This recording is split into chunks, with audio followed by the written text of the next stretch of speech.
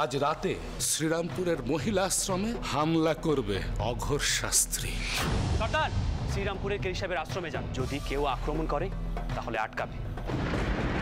আর একটা কথা, কোনো প্রাণহানি যেন না হয়। তোমার লেঠেলরা অঘটন ঘটতে না দিতে পারে, কিন্তু আমার লেঠেল তো আছে অঘটন ঘটানোর জন্য।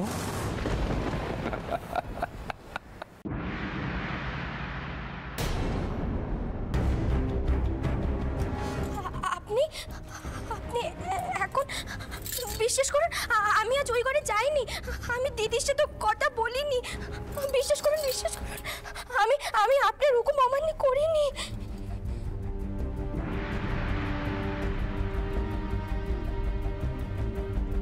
তুমি কি চাও আমি তোমাকে ভালোবাসি?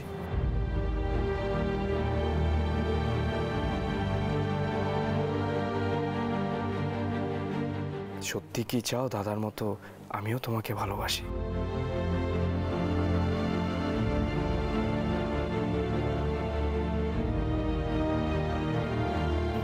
কেঁদো না। আমি সত্যি তোমার উপর অবিচার করেছি, অনেক কষ্ট দিয়েছি। না না, আমার এরকম করা উচিত হয়নি। ক্ষমা করে দাও আমাকে।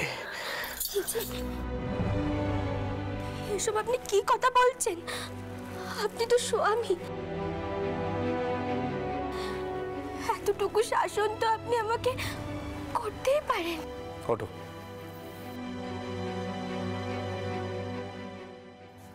কি জানো তো সরজু, আমার মাথাটা অল্পতেই গরম হয়ে যায়, তখন আর কোনো কাণ্ডজ্ঞান থাকে না। এই যে তুমি যদি আমার কথা না শোনো, যদি কথার অবাধ্যতা করো, এই অবাধ্যতাই আমার সহ্য হয় না। আমি তো চেষ্টা করি বলুন আপনার সব কথা মেনে চলার। তাহলে আর আমি তোমাকে বকবো না, মারবো না, শুধু তোমাকে ভালোবাসবো।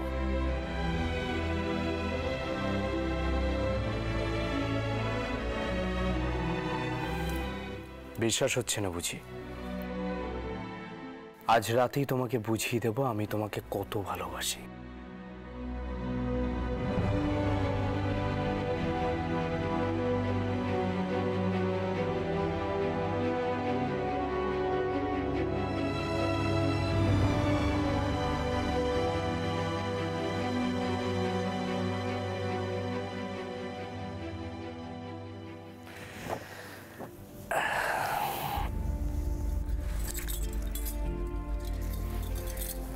আরে কি কি করছো? কি ছাড়ো, এগুলো ছাড়ো, রাখো। তোমাকে এত কষ্ট করতে হবে। ওই যা, একটা কাজের কথা বলবো তোমাকে, সেটাই ভুলে গেলাম। একটা কাজ করে দেবে? বলুন না।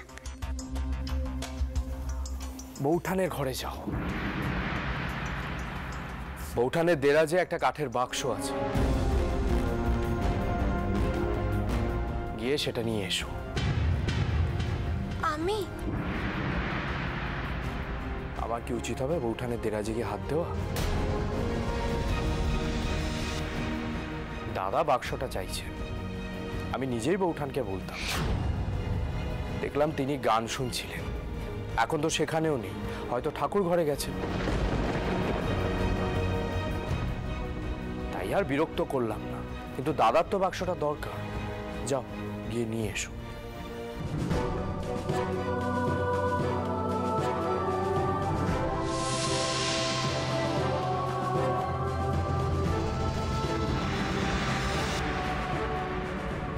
কি হলো, যাও। না মানে যত ভাবি তোমার উপর মাথা গরম করবো না, তত তুমি বাধ্য করো। এই অবাধ্যতার জন্য তোমার উপর আমার রাগ হয়। আমার কিন্তু মাথাটা গরম হয়ে যাচ্ছে সরজু। আর কিন্তু গায়ে হাত উঠে যাবে তোমার। স্বামীর হুকুম মানা স্ত্রীর কর্তব্য, এই কথাটাই তুমি ভুলে যাও। যাচ্ছি। হ্যাঁ যাও যাও, তাড়াতাড়ি যাও। শোনো, কাউকে কিছু বলার দরকার নেই। তাড়াতাড়ি গিয়ে বাক্সটা নিয়ে এসো, নইলে কিন্তু অনর্থ হয়ে যাবে। না না, আপনি রাগ করবেন না, আমি এক্ষুনি যাচ্ছি।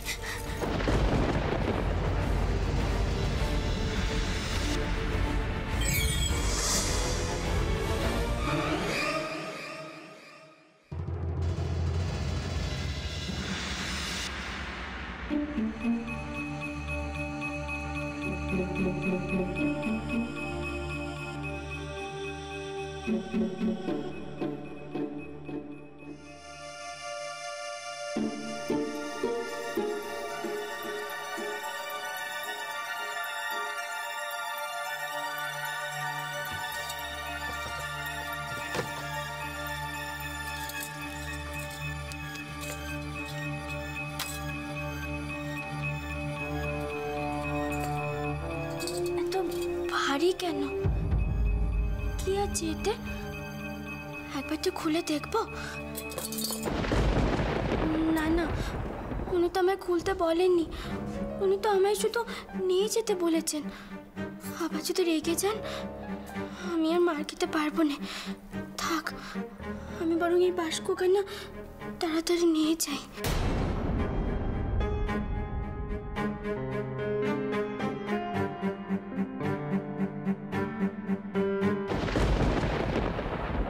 তুমি এখানে?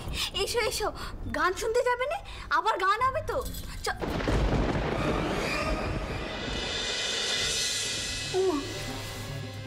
ও হঠাৎ এমন ভাবে চলে গেল কেন?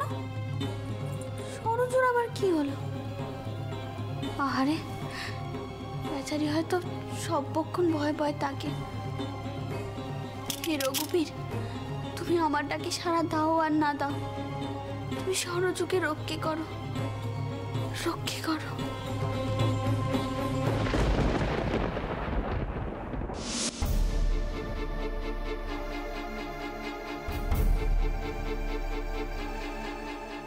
ভেজো, দাও দাও দাও।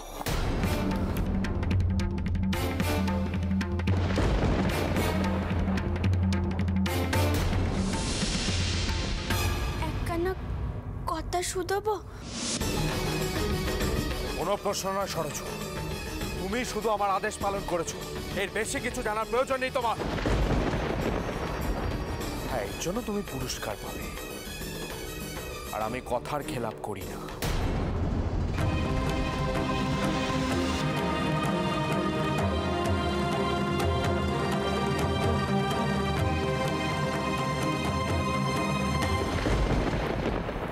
ঠাউর, কেন এমনটা হচ্ছে? একখানা খারাপ কাজ করলো। আচ্ছা, ওই বাস্কটার মধ্যে কি ছিল? উনি বাস্কখানা নিয়ে কোথায় গেলেন? আবার কোনো খারাপ কাণ্ডে ঘটবে না তো?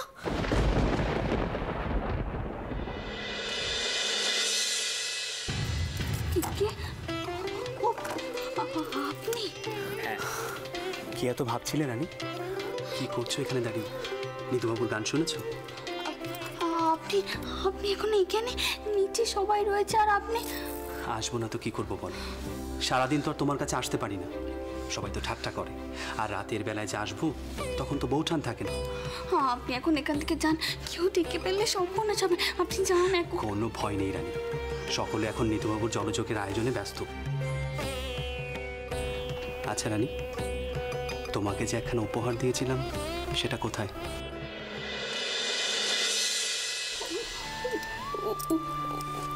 উপহার? সর্বনাশ, কোথায় রাখলাম সেটা? এখন কি জবাব দেব? ছি, উনি কি ভাববেন? রঘুবীর, উদ্ধার করো। কি হলো রানী, উপহারটা কোথায়? আমার না মনে পড়ছে না। ঠাউর ঘরে নিয়ে গেলাম, তারপর সেটা বারান্দায় ফেলে রেখে দিলে?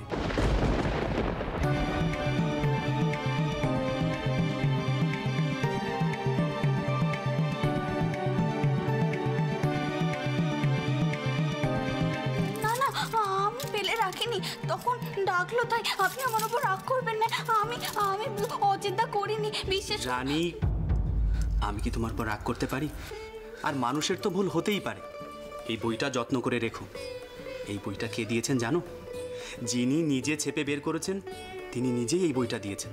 এই দেখো, আমাদের দুজনের নাম লিখে সই করেছেন, উইলিয়াম কেরি। নাও ধরো।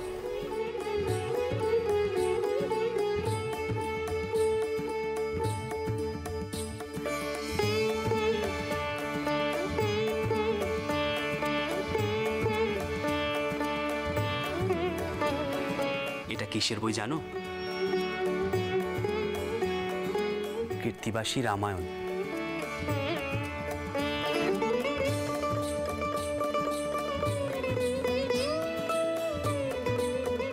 রামায়ণ? জানো রানী, রামমোহন রায় উইলিয়াম কেরির কাছে তোমার খুব প্রশংসা করেছেন। তোমার সাহসের কথা, তোমার বুদ্ধির কথা, এমনকি তুমি শুনে শুনে যে রামায়ণ মুখস্থ করেছো সেটাও বলেছেন। ছি ছি, আমার প্রশংসা করা কেন? আপনি নিশ্চয়ই ওনাকে আমার কথা বলেছেন, নাহলে উনি জানবেন কি করে? না রানী, তোমার সাহসের কথা আমাকে বলতে হয়নি, এটা লোকমুখে এমনিই প্রচার হয়ে গেছে। তাই তো কেরি সাহেব এই বইয়ে তোমার নামটা লিখে দিয়েছেন। এই বইয়ের কিন্তু অনেক দাম।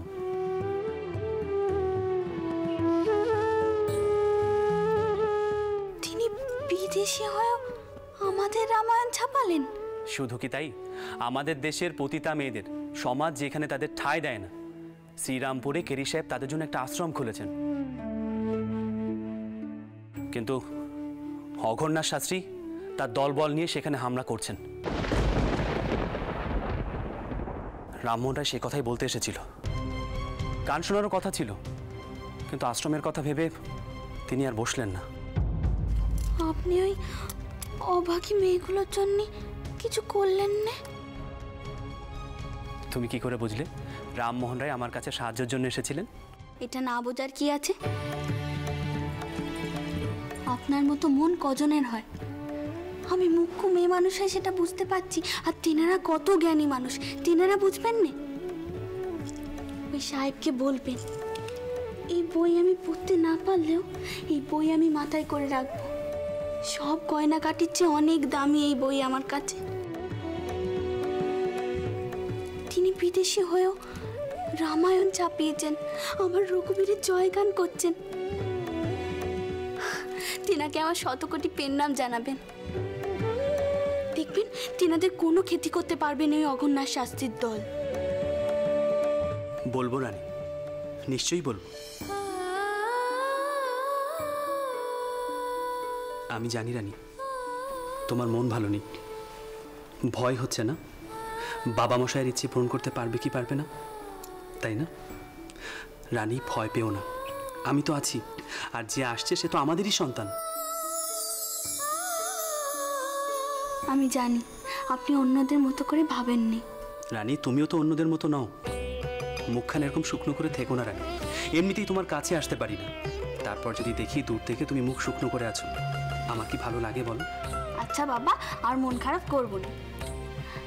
আমি ভাবছিলাম রঘুবীর কেন আমার ডাকে সাড়া দিচ্ছে না। এখন বুঝলাম, কই রঘুবীর তো আমার ডাকে সাড়া দিয়েছে। এই তো আপনি আমার সামনে এসে দাঁড়িয়েছেন। রানী, আমাকে একবার শ্রীরামপুরে যেতে হবে, জানি না সেখানে কি অঘটনটা ঘটলো। অসহায় মেয়েগুলোকে বাঁচাতে হবে, তাই যাবার আগে তোমার সাথে একবার দেখা করে গেলাম। যদিও বিদ্যালঙ্কার মশাই যেতে বারণ করেছিলেন, কিন্তু মন মানছে না। তোমার আপত্তি নেই তো? আমি কোনোদিন কোনো ভালো কাজে আপত্তি করেছি আপনাকে? আপনি যান, তবে সাবধানে যাবেন।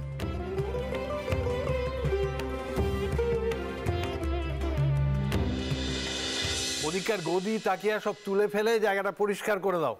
আজ আর গান বাজনা হবে না। নীরুবাবুর তৃতীয় পক্ষ নাকি অসুস্থ, তাই উনি তড়িঘড়ি ছুটলেন। যাও যাও যাও, হাত চালিয়ে করো। বুড়ো বয়সের বউ কি না, তাই আবার তৃতীয় পক্ষ। একেবারে তুলোই করে রেখেছেন বউকে। সর্বনাশ, নায়েব মশাই এখানে। এদিকে যে মতিকে এখানে আসতে খবর পাঠালাম, ধরা পড়ে গেলে সব চাপে। আরে তাড়াতাড়ি হাত চালাও। হ্যাঁ, সাবধানে, এটা কিন্তু সাবধানে নিয়ে যাবে। এই তুমি কে? এখানে কি করছো? আগে আমি মতি গোয়ালা, আজ বেশি দুধ লাগবে শুনলাম, তাই এলাম খবর নিতে। গয়লা? কিন্তু এখানে তো মতি নামে কোনো গয়লা থাকে না। কে তোমায় পাঠিয়েছে? আগে বনবিহারী বাবু। বনবিহারী? বনবিহারীর যদি কোনো কাণ্ডজ্ঞান থাকে, তোমাকে নতুন কাজে বহাল করলো, অথচ আমাকে জানানো না। কিন্তু বলে তো কোনো নতুন গরু আসেনি, তাহলে নতুন লোক কেন? তুমি এখানে দাঁড়াও, আমি বনবিহারীকে ডেকে পাঠাচ্ছি। এভাবে যাকে তাকে হুটপাট ঢুকিয়ে দেওয়া আমি বার করছি। নায়েব মশাই, আগে এত গোল কিসের? আর বলবেন না ছোট কথা, বনবিহারীর সাহস দিন দিন বেড়েই যাচ্ছে।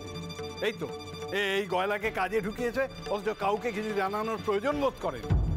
বনবিহারী আমাকে জানিয়েছিল মিত্তি মশাই। আপনাকে? কেন, আমাকে জানিয়ে কি কোনো দোষ করেছে? সে কথা নয় অভয়, বনবিহারী বাবু হঠাৎ করে তোমাকে কেন জানাতে গেলেন? আমি এই বাড়ির কেউ নই? মার বংশের রক্ত আমার শরীরে নেই? তুমি ধান মানতে শিবের গীত গাইছো অভয়।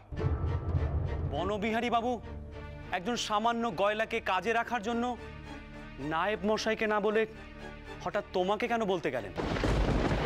সে কথাই তো আমার মাথায় ঢুকছে না। যাকে নায়েব মশাই, বাবা মশাইকে জানাবেন আমি বেরোলাম। কোথায় যাচ্ছ চন্দ্র? কি হলো? আমার কথার উত্তর দাও। কোথায় যাচ্ছ তুমি এত রাতে? বাবা মশাই, আপনি তো জানেন আমি মিথ্যা বলি না, আর সত্য জানলে আপনি হয়তো ভয় পাবেন, আমাকে যেতে দেবেন না। তাই সত্য না জানাই ভালো। আমি তোমার কাছ থেকে সত্যটাই জানতে চাই চন্দ্র। কোথায় যাচ্ছ তুমি, আর এত গোপনীয়তা কিসের? আপনি যখন একান্তই জানতে চাইছেন তাহলে শুনুন, আমি শ্রীরামপুরের কেরি সাহেবের আশ্রমে যাচ্ছি। কি? কার কাছে? ওই কেরাস্তান পাদ্রী কেরি সাহেবের কাছে? চন্দ্র, চন্দ্র তোমার কি মাথা খারাপ হয়ে গেছে? হ্যাঁ, তোমার সাথে তার কি সম্পর্ক? তুমি জানো না তারা ধর্মত্যাগ করতে বাধ্য করে? আমার কানে এই খবরও এসেছে যে ইদানিং তারা পাঠশালা খুলে শিশুদের কেরাস্তান ধর্মগ্রন্থ পাঠ করাচ্ছে। হ্যাঁ, সে কথা আমার কানেও এসেছে। আপনার কথাই হয়তো ঠিক, কিন্তু সেখানে ছেলেমেয়েরা লেখাপড়া শিখছে। আপনি ধর্মান্তরের কথা বলছেন? বাবা মশাই তারা সমাজের মঙ্গলের জন্য সতীদাহের নামে একটা কুপ্রথার বিরুদ্ধে কথা বলছে। আমাদের সমাজে যেসব মেয়েদের ঠাঁই নেই তাদের ঠাঁই মিলছে ওই আশ্রমে। বাবা মশাই, এটা কি সমাজ সেবা নয়? কিন্তু দুঃখের কথা কি জানেন, আমাদের সমাজের গোড়া হিন্দু ব্রাহ্মণরা সেই আশ্রমটুকুকেও নষ্ট করে দিতে চাইছে। বাবা মশাই, আমার সেখানে যেতেই হবে।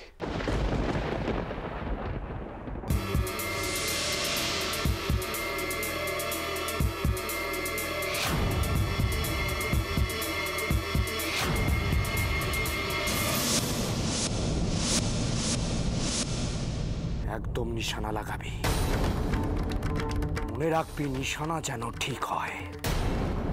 যেভাবে বলেছি ঠিক সেভাবে কাজ হাসিল করতে হবে। ধর, রাজচন্দ্রের লেঠেলের মধ্যে ঢুকে মকা বুঝে যা সোজা শ্রীরামপুর।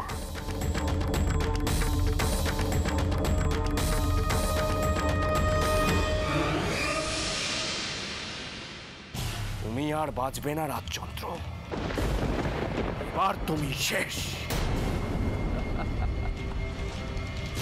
এই মার বংশের সব ক্ষমতা উত্তরাধিকার আমার।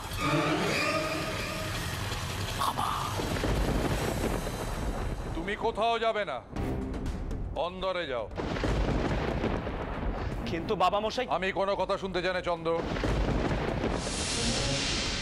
একটা কথা মাথায় রেখো, আমি এই সংসারের কর্তা, আমি তোমার বাবা, আমি তোমাকে আদেশ করছি, তুমি অন্দরে যাবে। বাবা মশাই, আর কোনো কথা নয় চন্দ্র, অন্দরে যাও।